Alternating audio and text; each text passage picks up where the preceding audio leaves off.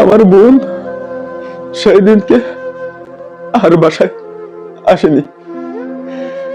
আমি সারা শহর তন্ন তন্ন করে খুঁজছি, সারা মহল্লায় তন্ন তন্ন করে খুঁজছি।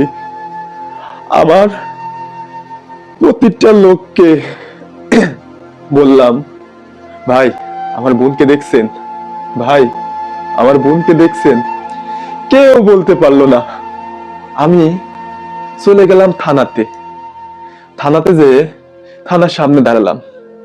সামনে দেখি এক পুলিশ ভাই দাঁড়া আছে। আমি বললাম, ভাই আজ 2টা দিন ধরে আমার ছোট বোনকে পাওয়া যাচ্ছে না, একটু আমার বোনকে বের করে দেন।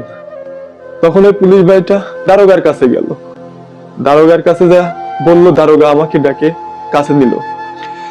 দারোগা আমাকে বলল, নাম কি? বললাম, স্যার আমার নাম তাজুল। কি করিস? স্যার আমি তো রিক্সা চালক। কিসের জন্য আইছিস?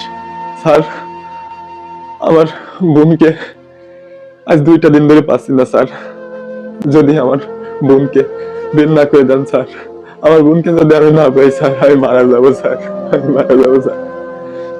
জানিস এখানে তোর বোনকে বের করতে টাকা পয়সা লাগবে? স্যার আমি দিন মজুরি স্যার, আমি রিক্সা চালক স্যার, দিন আনে দিন খাই স্যার, আমার কাছে এমন টাকা নেই স্যার, আমার বোনকে স্যার বের করে দেন, আমার বোনকে স্যার বের করে দেন। এনতে যা।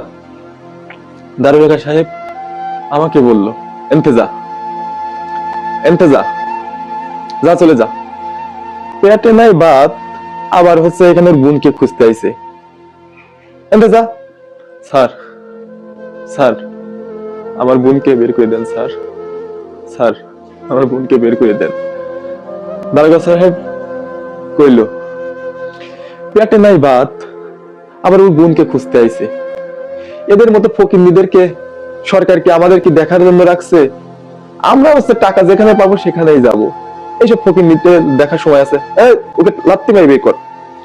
যা যা, লাত্তি মার ওকে, ওরে লাত্তি মার, লাত্তি মার। ওরে ওরে ওরে। তারপর আমি বাড়ি চলে এলাম। বাড়ি আসার পরে আমাকে সকালবেলা মাসুদ ভাই ডাকতেছে, তাজুল ভাই, তাজুল ভাই আপনার বোনকে পাওয়া গেছে। আমি দৌড়ে এসে